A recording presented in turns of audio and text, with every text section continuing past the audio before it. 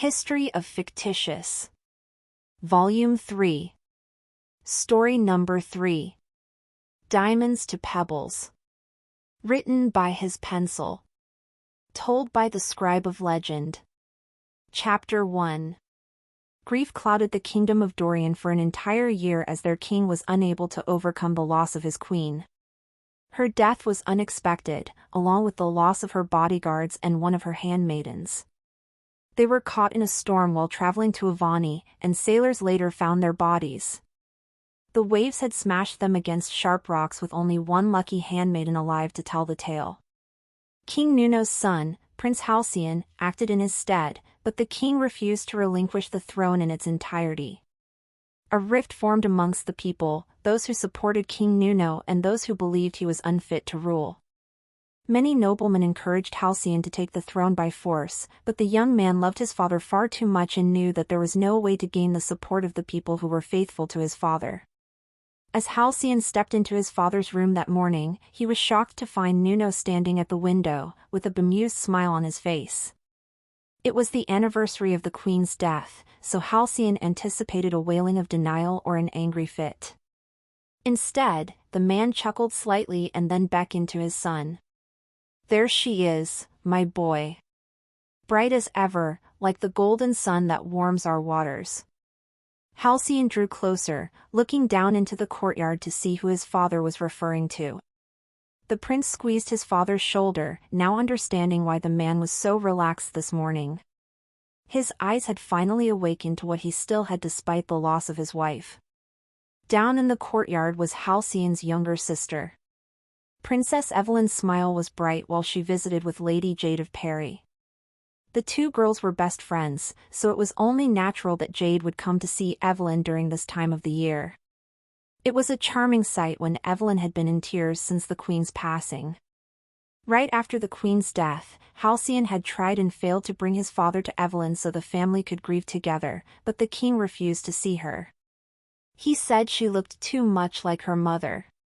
He even declared that he hated her, and worst of all, Evelyn overheard his words.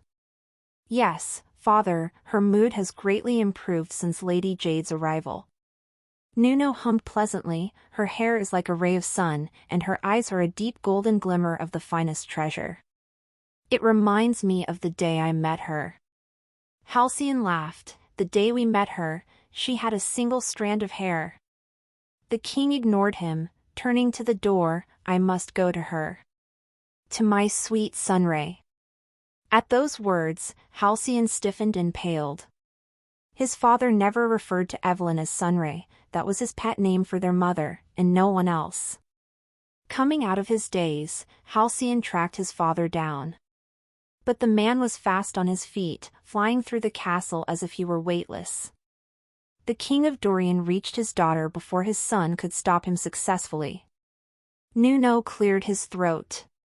His daughter turned to face him and gasped.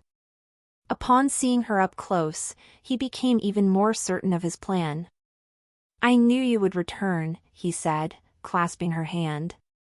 Evelyn's smile was sweet, and Halcyon halted, recognizing the delight in her expression.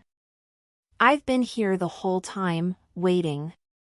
Tears brimmed in Nuno's eyes as he got down on his knees. "My dear, the Creator has offered us another chance." The king cried into her palm, and Evelyn knelt next to him, resting her free hand on his shoulder. "Please, don't cry. You have my forgiveness." Then, just as Halcyon relaxed, thinking he had misheard his father, Nuno looked up and said, "If I have your forgiveness, then let us be husband and wife once more." "Your Majesty!" Jade gasped off to the side. The lady's green eyes then jumped over to Halcyon, pleading with him to step in. Evelyn's delighted gaze faded. Her father didn't see her, but was seeing her mother. She was non-existent to him, and the hurt she felt returned to her heart. Halcyon took a step and attempted to lift his father off the ground. "Father, she is your daughter, Evelyn." "Mother is." Nuno violently shook Halcyon off, causing the prince to stumble backward. The guards nearby rushed forward along with 3 old crows, the king called advisors. Nuno's grip on Evelyn's hand increased, and she winced from the pain. I have no daughter. This woman is my Sunray reborn. And if anyone comes between us, they will stare death in the face.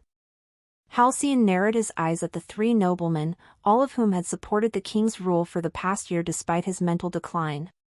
Surely they would disagree on this proclamation. Instead, the men bowed. Of course, Your Majesty, the middle one said, Dorian has always been unconventional, and the Creator's ways are quite mysterious. The fire grew in Halcyon's chest, and it was as bright as his orange irises. He marched forward, grasping the wretched man's tunic. Evelyn is his daughter, you slimy eel. Of course, she resembles the queen. And the Creator would never approve of father marrying his daughter. The very thought is disgusting. Besides, I just sent out. Unafraid, the elder noble looked to Nuno. Your Majesty, will you let your son undermine your authority? Nuno finally released Evelyn, leaving her on the ground in a heap. The king stood proudly and shook his head. He is young and has not seen the extent of love's reach. Guards, confine my son to his room. The guards exchanged looks, unsure how to respond, but when the king repeated his order, they rushed forward. The prince cursed, letting go of the old crow and throwing the guards off him as soon as they touched him. He fought them off until one clutched the long golden locks of his hair, giving the others time to force his hands behind his back. Jade raced forward to help while Evelyn called out her brother's name, but both women were stopped in their tracks. Nuno grabbed his daughter by her wrist when she stood, and one of the three noblemen restrained Jade.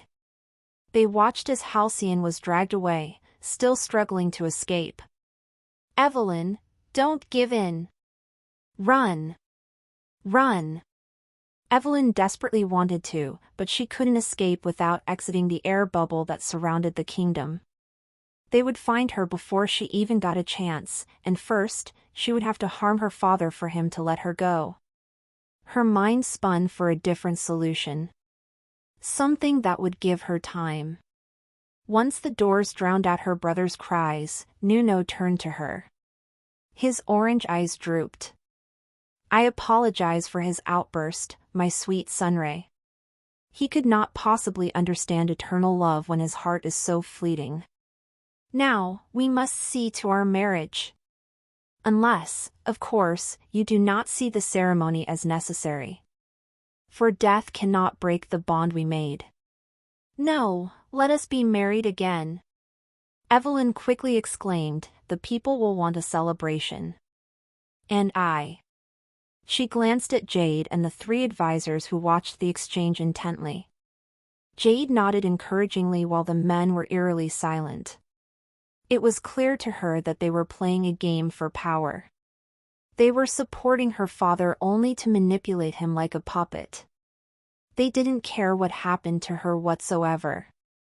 I have a request, she stated, turning to her father.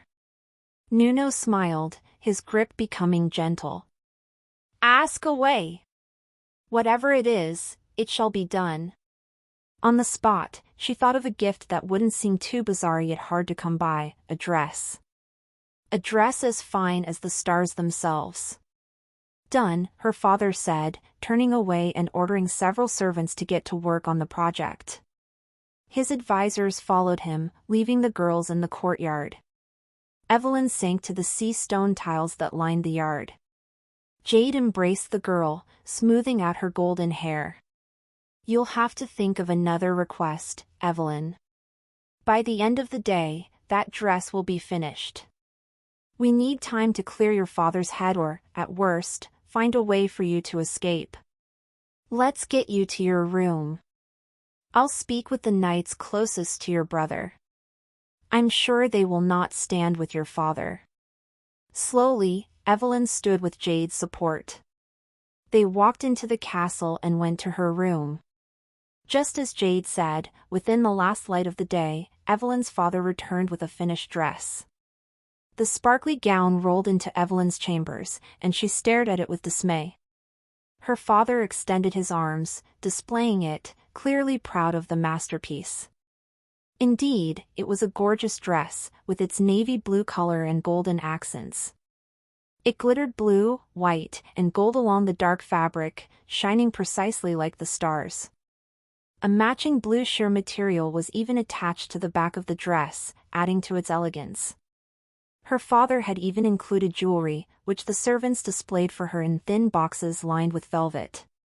Though everything was gorgeous and would please any other woman, Evelyn felt nauseous. She swallowed the foul acidic taste in her mouth so she could speak. "It is not enough," she said flatly, looking at her father. He laughed half-heartedly. "Well, what else does my lady require? You may have whatever you want when we are married. For now, shouldn't it be adequate?" She shook her head. "No, I want something better than this for our wedding day. There is something far more stunning than the stars. I wish for a dress as graceful and bright as the moon." Her father snapped his fingers, believing her request to be insightful. "Quite right. It shall be done." He herded the servants out of the room, leaving the dress for Evelyn to admire. She did no such thing, not sparing the gown a second glance before she crashed onto her bed. Her heart prayed to the Creator, wishing her father would have a sound mind the next day. At least she could rest without worrying about a wedding in the morning. But, as soon as dawn appeared, her father charged into her room. The doors banged against the wall, and she quickly sat up in bed to see what was going on. Another dress rolled into her room. Her heart fell as she gazed upon the dazzling moonlight-colored gown, complete with a matching headpiece. On the headpiece was a diamond marriage jewel. No doubt the same one her mother used to wear. Evelyn crawled out of her bed, walking over to the dress that fit tightly around the hips, taking on a mermaid style. Once again, sheer was attached to the gown, except this time it started at the waist and expanded out onto the floor. It was brilliantly white and bedazzled with diamonds. Her father must have kept the servants up all night to make something like this in a matter of hours. And there was no doubt these dresses were created with the help of magic as well. What did you think? It's truly worthy of a bride. She couldn't argue over that, but a blessed thought emerged. It is, but as I slept, I realized that there is something greater than the moon or the stars. I ask you to make a dress as bold and glorious as the sun itself. I am your sun ray, am I not? He nodded, not arguing with her wish. She hated playing with his fantasy, but it got him out of her chambers. Not long after, Jade entered the room. Evelyn rushed over to her friend to ask about the escape plan. "We need a bit more time so your brother's allies can arrange to be on night watch together. Once you're on the mainland, they'll do everything in their power to get Halcyon on the throne. Where should I seek refuge?" Jade cupped Evelyn's hands. "In Hamilton. I meant to take you there anyway." "So, you'll leave with me?" Evelyn asked hopefully. Leaving home for the human realm wouldn't be nearly as terrifying with Jade there to guide her. Evelyn had only been above the waves a few times in her life when she visited Derwin. It was there she met Jade. "I wish I could, but my own men would never allow it. I've already been dodging them as much as it is. They've been telling me I shouldn't come between a crazed king and his wants unless I want to start a war." Evelyn frowned. "Then, maybe I should head for Baldwin. They'd have the authority to put my brother on the throne regardless of my father's wishes or his counsel. But that takes time, Evelyn, and a knight is already preparing to leave for Baldwin as we speak. You just need to lay low, and the mainland is your best option." "All right, how much time do I need?" "I asked for another dress, but 2 were already finished. I don't know what else to ask him for, and he can't get hold of him with ease." Jade grinned. "Well, you live in a kingdom under the ocean. Ask for a coat made from various furs. That should take more than a day to complete." Evelyn hugged her gratefully. "You're a genius, Jade. Jade let out a giggle. Don't praise me yet, but I promise you won't be marrying your father. You are going to choose your own path and find that white knight we always spoke of. I'll keep you informed as best I can. Drawing out of Evelyn's arms, Jade left to further prepare for Evelyn's departure. Around the afternoon, Nuno marched into the chambers with the third dress. Like the other two, it was what she asked for. A shimmering gold dress as glorious as the sun. The fabric of the skirt was finely pleated, honing in on the sunray theme. The shiny fabric across the chest was also similar, folded together, using far more material than was necessary. It didn't have a cape design like the others, but the dress length made up for it. Are you happy with my gifts? Nuno asked, delicately placing a hand on the glittery sleeve of the gown. It looked like a pixie had sprinkled an entire patch of magic on it, which was close to the truth because no sparkles remained on the king's hand when he drew away from the dress. Evelyn sucked in a breath and dared to ask for one final thing. No. There is one more piece of attire I must have. I want a coat of many furs. Once that is done, I will be satisfied. While he happily accepted her other requests, this one tested his patience. Nonetheless, he said, it shall be done. He turned his head to a servant. Send out whoever you can spare to purchase furs from Avani. Hire hunters if you must. The servant stared at Evelyn for a moment, and a spark of courage flooded over him. Sire, are you sure you want to? Nuno's hand flew, smacking across the servant's face. The harsh slap caused Evelyn to flinch. Yes, I am certain, Nuno growled. Evelyn did not blame the servant when he scurried off, his courage as skittish as a goby. She never thought of her father as a violent man, but in truth, she had been scared of him for the past year. She feared what would happen to her if he realized she was not her mother after all. He would probably hit her too and wish she had died instead of her mother. There seemed to be no happy solution that would allow her to get her father back. 2 days, that's all it took. Evelyn watched from her bay window as flocks of servants trailed into the castle with furs over their shoulders. Many of them carried more than one. It wouldn't be long now before her father created the coat and brought it into her room. When that time arrived during the late hours, Evelyn continued to stare out the window.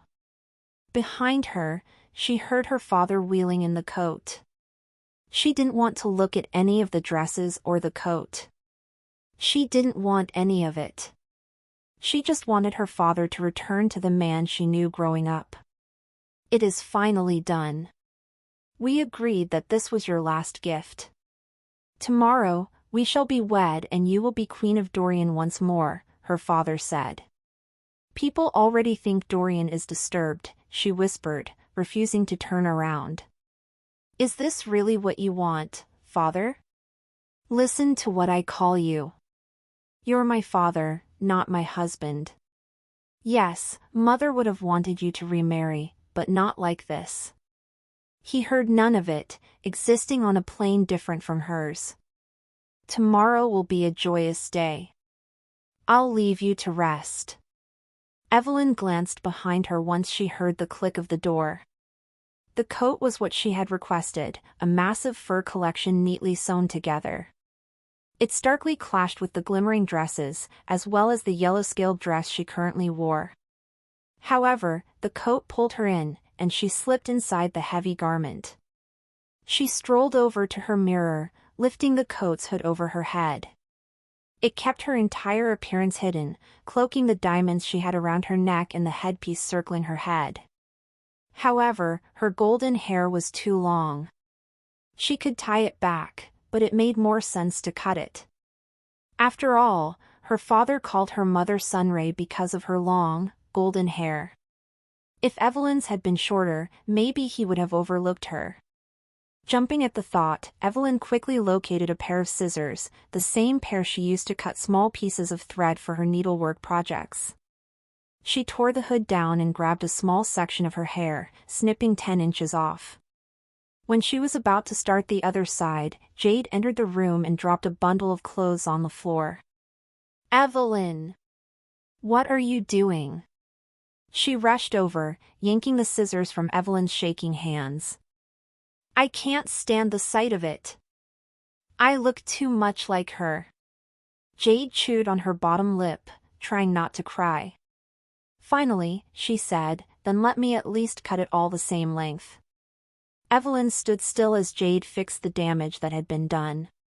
In the end, her hair went from her mid-back to barely touching her shoulders. It was a dramatic change and reminded Evelyn of her haircut when she was 6. Back then, it was Halcyon who cut her hair. The 12-year-old prince thought it would be a great idea to test his new dagger, and she had agreed to it. Evelyn didn't want to leave him behind. She worried she'd never see him again. Jade sighed, carelessly setting the scissors down on the floor. She then scooped up the pile of clothes she had dropped. When the fabric unfolded, Evelyn realized it was a worn outfit fit for a beggar on the streets. "Put this on. The coat covers your dress, but better safe than sorry. Most of your brother's men are on duty tonight, but caution is still advised."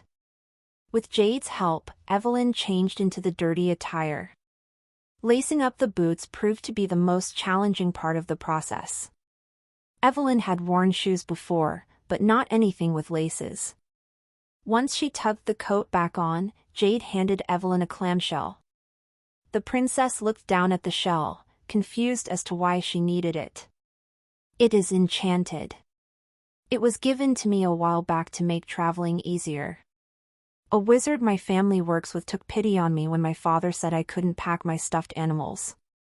It's how I managed to bring them all when I met you in Derwin." Jade rubbed the shell, and, to Evelyn's surprise, the 3 dresses disappeared into the small crack. Jade smiled brightly and winked. "We wouldn't want to leave those behind, now would we? If you ever want one, then just rub it like I did. It's very convenient, is it not?" The gifts didn't stop there. Jade pulled 3 more small objects out of her dress pocket. She placed the 3 gold items in Evelyn's palm. A ring, a spindle, and a reel, for the man of your choice. Evelyn hugged Jade. "Thank you. I'll wait to hear news from you in Hamilton." Jade broke the embrace and said, "Hurry, we've wasted enough time. There's a merchant ship at the docks. Climb aboard and stay safe." Evelyn ran out of her room, glancing back once to see Jade waving her off. From there, she went swiftly from the castle to the edge of the kingdom where the air bubble ended. She climbed a set of stairs, coming out above the waves and onto a small island. She got aboard the only ship at the docks. One guard spotted her, but said nothing. Once on the ship, she found a place to sit down. Other passengers were also aboard, catching the boat back to the mainland. It would be a while before they reached the shore, so she slumped back and rested her eyes. Her stomach churned with uncertainty as the ship sailed away from home. Evelyn silently reminded herself that she might yet return with her brother on the throne.